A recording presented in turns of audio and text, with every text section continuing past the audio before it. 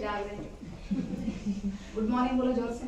Good morning. जोर से और जोर से। Good morning. Very good. Okay, ಎಲ್ಲರಿಗೂ ನನ್ನ ನಮಸ್ಕಾರಗಳು. ಇಂದು ಬೆಳಗಾವಿ ಜಿಲ್ಲೆಯ ಸ್ವ ಆಧಾರ ಕೇಂದ್ರದಲ್ಲಿ ನಾವೆಲ್ಲ ವಿಶ್ವ ತಂಬಾಕು ನಿಷೇಧ ದಿನವನ್ನ ಆಚರಣೆ ಮಾಡಿದ್ದೇವೆ. ಈ ಪ್ರಯುಕ್ತ ಒಂದು ಉಚಿತ ದಂತ ಪರೀಕ್ಷೆಯನ್ನು ಕೂಡ ನಾವು ಇವತ್ತಿನ ದಿವಸ ಹಮ್ಮಿಕೊಂಡಿದ್ದೇವೆ. ನಾನು ಡಾಕ್ಟರ್ ಸುಜಾತಾ ಬಾಯ್ತಿ, ಮರಾಠ ಮಂಡಳ ದಂತ ಸಂಸ್ಥೆಯ ಬಾಯಿ ಪರೀಕ್ಷೆ ವಿಭಾಗದಲ್ಲಿ ಪ್ರೊಫೆಸರ್ ಆಗಿ ಕರ್ತವ್ಯವನ್ನು ಮಾಡ್ತಾ ಇದ್ದೀನಿ. ನನ್ನ ಸಹಪಾಠಿ ಡಾಕ್ಟರ್ ಅನುರಾಧ ಅವರು ಇವತ್ತು ಬಾಯಿ ಪರೀಕ್ಷೆ ಕಾರ್ಯಕ್ರಮವನ್ನ ಮಾಡಲಿದ್ದಾರೆ. ಸಮಜ್ ಮೇ ಆ ರहा है? थोड़ा बहुत ಪ್ರತಿ ವರ್ಷ 31 ಮೇಯನ್ನು ನಾವು ವಿಶ್ವ ತಂಬಾಕು ನಿಷೇಧ ದಿನವೆಂದು ಆಚರಿಸುತ್ತೇವೆ. ಈ ಆಚರಣೆ ಕೇವಲ 31 ಮೇಗೆ ಸೀಮಿತವಾಗದೆ ಪ್ರತಿ ದಿವಸ ತಾವೆಲ್ಲ ತಮ್ಮ ದೈನಂದಿನ ಜೀವನದಲ್ಲಿ ತಂಬಾಕನ್ನು ನಿಷೇಧ ಮಾಡಬೇಕು, ವಿರೋಧ ಮಾಡಬೇಕು ಅಂತ ಕೇಳಿಕೊಳ್ಳುತ್ತೇನೆ. ಈ ವರ್ಷದ ಥೀಮ್ ಪ್ರಕಾರ ತಂಬಾಕು ಒಂದು ಸಾಮಾಜಿಕ ಮಾರಕ ಎಂಬ ಮಂಡನೆಯನ್ನ ವಿಶ್ವಸಂಸ್ಥೆಯು ಮಂಡಿಸಿದೆ. ಮಹಾತ್ಮ ಗಾಂಧಿಯವರು ಸುಂದರವಾಗಿ ಹೇಳ್ತಾರೆ, ಆರೋಗ್ಯವೇ ಭಾಗ್ಯ, ಇದು ಯಾವುದೇ ರೀತಿಯ ಚಿನ್ನ ಅಥವಾ ಬೆಳ್ಳಿಯಲ್ಲಿ ಇಲ್ಲ ಅಂತ. ಇದು ಎಷ್ಟು ಸುಂದರವಾದ ಮಾತು.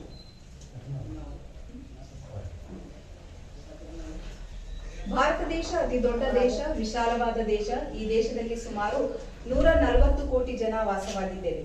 ನಮ್ಮ ದೇಶದಲ್ಲಿರುವಂತಹ ಯುವಕರ ಸಂಖ್ಯೆ ಬೇರೆ ಎಲ್ಲ ದೇಶಕ್ಕೆ ಹೋಲಿಸಿದಾಗ ಅತಿ ಹೆಚ್ಚು ಯುವಕರನ್ನ ಹೊಂದಿರುವಂತಹ ದೇಶ ನಮ್ಮ ದೇಶ. ನಮ್ಮ ದೇಶದಲ್ಲಿ ಸುಮಾರು 356 ಮಿಲಿಯನ್ ಜನ ಯುವಕರು 10 ರಿಂದ 24 ವರ್ಷದ ವಯಸ್ಸಿನವರಾಗಿದ್ದಾರೆ. ಇವರು ದೇಶದ ಪ್ರಗತಿಗೆ ಹಾಗೂ ಅಭಿವೃದ್ಧಿಗೆ ತುಂಬಾ ಮುಖ್ಯವಾದ ಪಾತ್ರವನ್ನ ಕೂಡ ವಹಿಸ್ತಾರೆ. ಆದ್ದರಿಂದ ಇವರು ಯಾವುದೇ ರೀತಿಯ ಚಟಕ್ಕೆ ಬೀಳದೆ ಇವರ ಆರೋಗ್ಯವನ್ನ ಕಾಪಾಡುವುದು ನಿಮ್ಮೆಲ್ಲರ ಕರ್ತವ್ಯ. ಆದರೂ ಕೂಡ ನಮ್ಮ ದೇಶದಲ್ಲಿ ಸುಮಾರು 206 ಮಿಲಿಯನ್ ಜನ ತಿನ್ನುವ ತಂಬಾಕನ್ನ ಹಾಗೂ 120 ಮಿಲಿಯನ್ ಜನ ಸೇದುವ ತಂಬಾಕನ್ನ ದಿನನಿತ್ಯ ಜೀವನದಲ್ಲಿ ಬಳಸ್ತಾ ಇದ್ದಾರೆ. ಇದಲ್ಲದೆ ಮಾಡುತ್ತಿರುವ ಈ ರೀತಿಯ ಕೆಟ್ಟ ಚಟದಿಂದ ಸುತ್ತಮುತ್ತಲಿನ ಪ್ರದೇಶಗಳು ಕೊಳೆಯುತವಾಗಿ ಎಲ್ಲಿ ಬೇಕಂದ್ರೆ ಅಲ್ಲಿ ಉಗುಳುವುದು, ಎಲ್ಲಿ ಬೇಕಂದ್ರೆ ಅಲ್ಲಿ ಹೊಲಸು ಮಾಡುವುದು ಇದೊಂದು ರೀತಿಯ ಅನಾಗರಿಕತೆಯನ್ನ ವ್ಯಕ್ತಪಡಿಸುತ್ತದೆ. ಇದಲ್ಲದೆ ನೀವು ಮಾಡುತ್ತಿರುವ ಈ ರೀತಿಯ ಚಟದಿಂದ ಮಕ್ಕಳ ಮನಸ್ಸಿನ ಮೇಲೆ ಕೂಡ ಪರಿಣಾಮ ಬೀರಿ ಅವು ಕೂಡ ನಿಮಗೆ ಗೊತ್ತಿಲ್ಲದೆ ಬಾಯಿಯಲ್ಲಿ ಹಾಕಿಕೊಳ್ಳಬಹುದು ಅಥವಾ ನಿಮ್ಮನ್ನು ಅನುಕರಣೆ ಮಾಡಬಹುದು. ಆದ್ದರಿಂದ ಮಕ್ಕಳ ಮಾನಸಿಕತೆ ಮೇಲೆ ಪರಿಣಾಮ ಬೀರಿ ಅವು ಕೂಡ ನಿಮಗೆ ಗೊತ್ತಿಲ್ಲದೆ ಬಾಯಿಯಲ್ಲಿ ಹಾಕಿಕೊಳ್ಳಬಹುದು ಅಥವಾ ನಿಮ್ಮನ್ನು ಅನುಕರಣೆ ಮಾಡಬಹುದು. समझ में आ रहा है सबको? क्या हो सकता है बोलो? ನಿಮ್ಮ ಹಸ್ಬೆಂಡ್ ಮಾಡ್ತಿದ್ರ ಮಕ್ಕಳು ಮಾಡ್ಬೋದು, ಅದೇ ರೀತಿ ಚಟ ಅವರು ಮಾಡ್ಬೋದು, ಹೌದಿಲ್ಲ?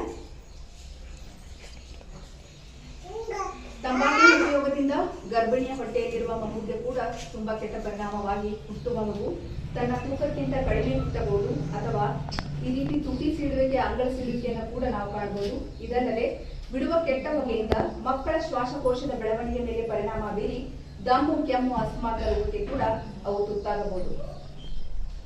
ಏಡ್ಸ್ ರೋಗಕ್ಕಿಂತ ತಂಬಾಕು ಸೇವನೆಯಿಂದ ಅತಿ ಹೆಚ್ಚು ಜನ ನಮ್ಮ ದೇಶದಲ್ಲಿ ಸಾವನ್ನಪ್ತಾ ಇದ್ದಾರೆ.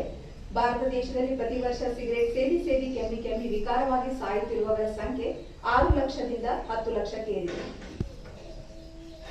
ಚಿಕ್ಕ ಮಕ್ಕಳಲ್ಲಿ ಕೂಡ ನಾವು ತಂಬಾಕಿನ ಸೇವನೆಯನ್ನು ಬಹಳಷ್ಟು ಪ್ರದೇಶಗಳಲ್ಲಿ ಕಾಣುತ್ತೇವೆ. ಗ್ಲೋಬಲ್ ಯೂತ್ ಟೊಬ್ಯಾಕೋ ಸರ್ವೆ ಪ್ರಕಾರ 13 ರಿಂದ 15 ವಯಸ್ಸಿನ ಮಕ್ಕಳು, ಚಿಕ್ಕ ಮಕ್ಕಳು ತಂಬಾಕಿನ ಸೇವನೆಯನ್ನ ಮಾಡ್ತಾ ಇದ್ದಾರೆ.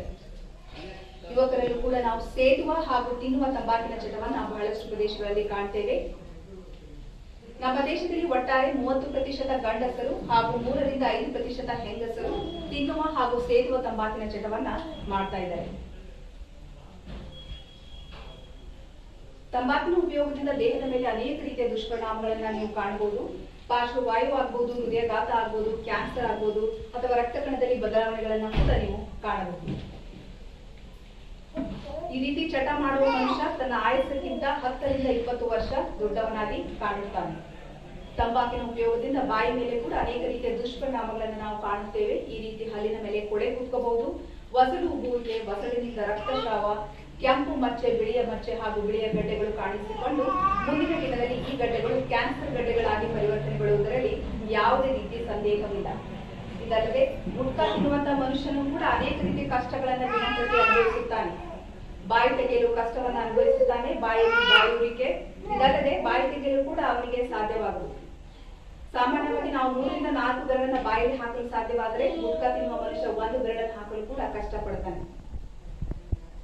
ಅಷ್ಟೇ ಅಲ್ಲದೆ ಬಾಯಲ್ಲಿರುವ ಎಲ್ಲ ಚರ್ಮ ಬಿಳಿಚಿಕೊಂಡು ಈ ಬಿಳಿಚಿಕೊಂಡಂತ ಚರ್ಮ ಮುಂದಿನ ದಿನದಲ್ಲಿ ಈ ರೀತಿಯ ತುಟಿಯ ಕ್ಯಾನ್ಸರ್, ನಾಲಿಗೆ ಕ್ಯಾನ್ಸರ್ ಅಥವಾ ಗಂಟಲಿನ ಕ್ಯಾನ್ಸರ್ ಆಗಿ ಪರಿವರ್ತನೆಗೊಳ್ಳುತ್ತದೆ. ಇಷ್ಟೇ ಅಲ್ಲದೆ ಈ ತಂಬಾಕಿನ ಸೇವನೆಯಿಂದ ನಿಮಗೆ ಸಾವು ಬರಲಿಲ್ಲ ಅಂದ್ರೂ ಅದರಿಂದ ಉತ್ಪತ್ತಿ ಆದಂತ ಕ್ಯಾನ್ಸರ್ ಇಂದ ಮಾತ್ರ ತಾವು ಸಾವನ್ನ ಅಪ್ಪಬಹುದು. ಆದ್ದರಿಂದ ಈ ರೀತಿ ತಮಗೆ ತಂಬಾಕಿನ ಚಟವಿದೆ, ಬಿಡೋಕ್ ಇಚ್ಛೆ ಇದೆ, ಬಿಡೋಕ್ ಆಗ್ತಾ ಇಲ್ಲ, ಬಹಳಷ್ಟು ಪ್ರಯತ್ನ ಮಾಡಿದಿರಿ, ಆದ್ರೂ ಕೂಡ ನಿಮ್ಗೆ ಆಗ್ತಾ ಇಲ್ಲ ಅಂದಾಗ ನಮ್ಮ ಸಂಸ್ಥೆಯ ಮರಾಠ ಮಂಡಳ ದಂತ ಸಂಸ್ಥೆಯ ಬಾಯಿ ಪರೀಕ್ಷೆ ವಿಭಾಗದ ತಂಬಾಕು ವಿಮೋಚನಾ ವಿಭಾಗದಲ್ಲಿ ತಮಗೆಲ್ಲ ತಂಬಾಕನ್ನ ಹೇಗೆ ಬಿಡಬೇಕು, ಯಾವ ವಿಧಾನಗಳಿವೆ, ಯಾವ ವಿಧಾನಗಳನ್ನ ತಾವು ಅನುಸರಿಸಬಹುದು, ಅದರ ಬಗ್ಗೆ ನಾವು ಉಚಿತವಾಗಿ ಮಾಹಿತಿಯನ್ನ ಕೊಡ್ತೀವಿ. ತಾವೆಲ್ಲ ನಮ್ಮ ಸಂಸ್ಥೆಗೆ ಬಂದು ಅದರ ಬಗ್ಗೆ ಹೆಚ್ಚಿನ ಮಾಹಿತಿಯನ್ನ ಪಡೆಯಬಹುದು. ಅದರಿಂದ ತಂಬಾಕು ಬೇಡ ಅಂತ ಹೇಳಿ ಪ್ರತಿ ದಿವಸವನ್ನ ತಾವು ವಿಶ್ವ ತಂಬಾಕು ನಿಷೇಧ ದಿನವನ್ನಾಗಿ ಆಚರಿಸಬೇಕಂತ ಕೇಳ್ಕೊಂಡು ನನ್ನ ಮಾತುಗಳನ್ನು ಮುಗಿಸ್ತೇನೆ. ಧನ್ಯವಾದಗಳು. ಇಂಥ ಅವಕಾಶ ಕೊಟ್ಟಿದ್ದಕ್ಕಾಗಿ ಶೈಲಜಾ ಕುರ್ಬೇಡ್ ಮೇಡಮ್ ಅವರು ನನ್ನ ಹೃತ್ಪೂರ್ವಕ ವಂದನೆಗಳು. ಇವತ್ತಿನ ಕ್ಯಾಂಪ್ನ ಇನ್ಚಾರ್ಜ್ ಡಾಕ್ಟರ್ ಅನುರಾಧ ಅವರು ಕೂಡ ಇನಿಷಿಯೇಟಿವ್ ತಗೊಂಡು ಬಾಯಿ ಪರೀಕ್ಷೆಯನ್ನು ಇವತ್ತಿನ ಹಮ್ಮಿಕೊಂಡಿದ್ದೇವೆ. ಅದನ್ನ ನಾವು ಮುಂದುವರಿಸ್ತೇವೆ. ಅದಕ್ಕಿಂತ ಮುಂಚೆ 2 ಪುಟ್ಟ ದಂತ ವೈದ್ಯರು ತಂಬಾಕಿನ ಬಗ್ಗೆ ದುಷ್ಪರಿಣಾಮವನ್ನ ಕನ್ನಡ ಮತ್ತು ಮರಾಠಿಯಲ್ಲಿ ಅವರು ನಿಮಗೆ ಮಾರ್ಗದರ್ಶನ ನೀಡಲಿದ್ದಾರೆ. ಯಾರನ್ನ ಮಾತಾಡ್ತೀರಿ? ಸೀಮಾ ವೈದ್ಯರು.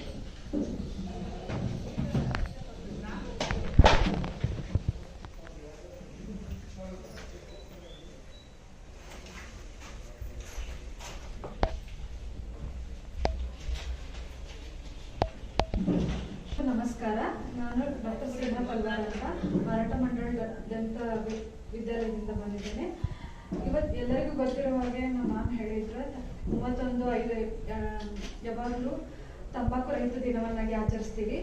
ಈ ದಿನದ ವಿಶೇಷತೆ ಏನಪ್ಪಾ ಅಂತಂದ್ರೆ ಜನರಿಗೆ, ಸಾರ್ವಜನಿಕರಿಗೆ, ಆರೋಗ್ಯ ಸಮುದಾಯಗಳಿಗೆ ಮತ್ತು ಪರಿಸರಕ್ಕೆ ತಂಬಾಕು ಉತ್ಪನ್ನಗಳಿಂದ ಆಗುವ ಅನೇಕ ಹಾನಿಗಳ ಬಗ್ಗೆ ನಾವು ಇದನ್ನ ಜಾಗೃತಿಯನ್ನು ಮೂಡಿಸಲು ವಿಶ್ವ ಆರೋಗ್ಯ ಸಂಸ್ಥೆಯು 1987ರಲ್ಲಿ ಅನೇಕ ದುರ್ವ್ಯವಹಾರಗಳಿಗೆ ದಾಸನಾಗುತ್ತಿದ್ದಾನೆ. ಕುಡಿತ, ಧೂಮಪಾನ ಇವೆಲ್ಲ ಕೆಟ್ಟ ಅಭ್ಯಾಸಗಳನ್ನು ಜಾಸ್ತಿ ಮಾಡುತ್ತಿದ್ದಾನೆ. ಯುವಕ ಯುವತಿಯರು ಜಾಸ್ತಿ ಆಕರ್ಷಿತರಾಗುತ್ತಿದ್ದಾರೆ ಈ ಎಲ್ಲ ಕೆಟ್ಟ ಚಟಗಳಿಗೆ. ಸೊ ಇಂತಹ ದುರಭ್ಯಾಸಗಳಿಗೆ ಮಕ್ಕಳು ತಮ್ಮ ಆರೋಗ್ಯವನ್ನು ಹಾಳು ಮಾಡಿಕೊಳ್ಳುವುದಲ್ಲದೆ ನಮ್ಮ ಸಮಾಜದ ಮೇಲೇನೂ ಅದರ ಪರಿಣಾಮ ಬೀಳುತ್ತದೆ. ಈ ಕೆಟ್ಟ ಚಟಗಳಿಗೆ ಏನಪ್ಪಾ ಅಂದ್ರೆ ತಂಬಾಕು ಅನೇಕ ರೀತಿಯಲ್ಲಿ ಸೇರ್ತಾರೆ. ನಿಮ್ಗೆ ಗೊತ್ತು, ಈ ತಂಬಾಕಿನಲ್ಲಿ ಒಂದು ರಾಸಾಯನಿಕ ಪದಾರ್ಥ ಇರುತ್ತೆ. ಅದೇನಪ್ಪಾ ಅಂತಂದ್ರ ನಿಕೋಟಿನ್ ಅಂತ. ಈ ನಿಕೋಟಿನ್ ಮನುಷ್ಯನ ಮೇಲೆ ಬಹಳ ಪರಿಣಾಮ ಬೀಳುತ್ತೆ. ಅದನ್ನ ಆಮೇಲೆ ನಾವು ಬಿಡ್ಬೇಕಂದ್ರೂ ಬಿಡಕ್ಕಾಗೋದಿಲ್ಲ. ಧೂಮ ರೂಪದ ತಂಬಾಕುಗಳಾದ ಬೀಡಿ, ಸಿಗರೇಟ್, ಚುಟ್ಟ, ಹುಕ್ಕಾಗಳು ಮುಂತಾದ ಅನೇಕ ರೀತಿಯಲ್ಲಿ ಸಿಗುತ್ತವೆ. ಅದನ್ನ ಬಿಟ್ಟು ಮನೆಯೊಳಗೆ ನಾವು ಹಾಕೊಂತೀವಲ್ಲ, ಎಲೆ ಅಡಿಕೆ, ಆಮೇಲೆ ಜರ್ದ, ಹುಕ್ಕ, ಪಾನ್ ಮಸಾಲ, ಮಾವ, ಇವು ಕೂಡ ತಂಬಾಕಿನ ಅನೇಕ ರೀತಿಗಳು. ಈ ದುರಭ್ಯಾಸಗಳಿಂದ ಏನಾಗುತ್ತೆ ಅಂದ್ರೆ ಮನುಷ್ಯ ತನ್ನ ಆರೋಗ್ಯವನ್ನು ಹಾಳು ಮಾಡ್ಕೊಳ್ತಿದ್ದಾನೆ. ಅದರಿಂದ ನಮ್ಮ ಸಮಾಜದ ಆರೋಗ್ಯವನ್ನು ಕೆಡಿಸ್ತಿದ್ದಾನೆ.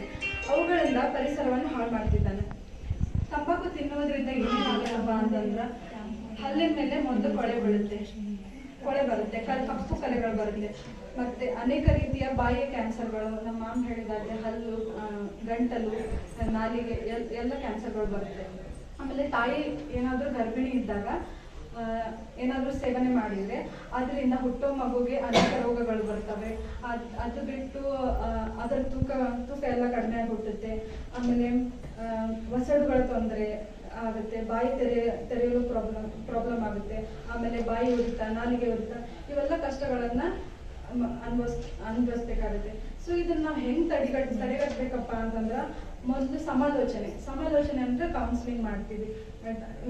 ನಿಮ್ ಕಡೆಯಿಂದ ಆಗ್ಲಿಲ್ಲ ಅಂದ್ರೆ ಹೋಗಿ ನೀವು ಡಾಕ್ಟರ್ಸ್ ಹತ್ರ ಹೋಗಿ ಸಮಾಲೋಚನೆಯನ್ನ ತಗೊಳ್ಬೋದು.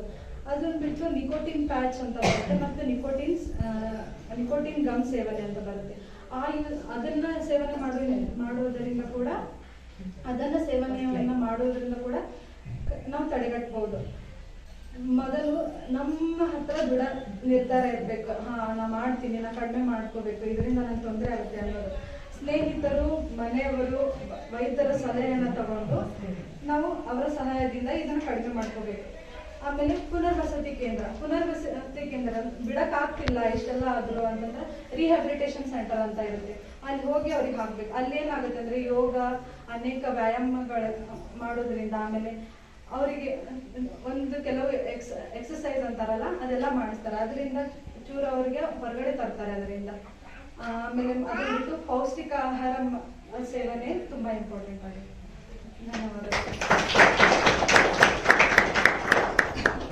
सुप्रभात. माझे नाव डॉक्टर वैभवी रेडेकर. मी मराठा मंडळ दंत महाविद्यालय लिंगण आहे.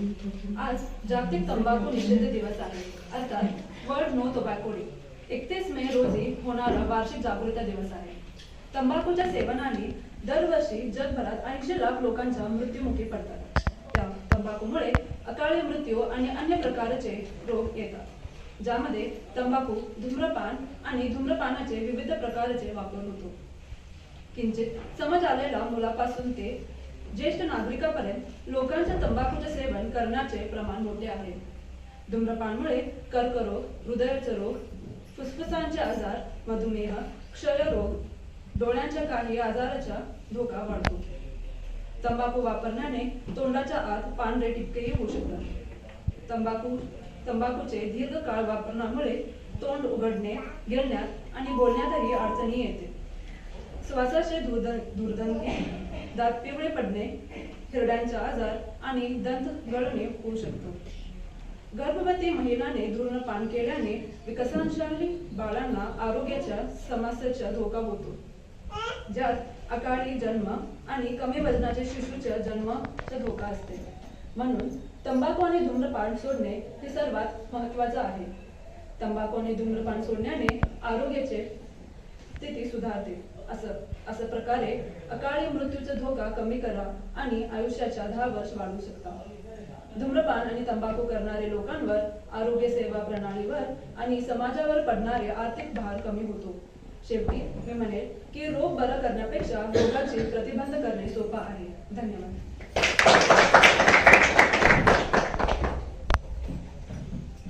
ಎಲ್ಲರಿಗೂ ಏನು ಅರ್ಥ ಆಯ್ತು?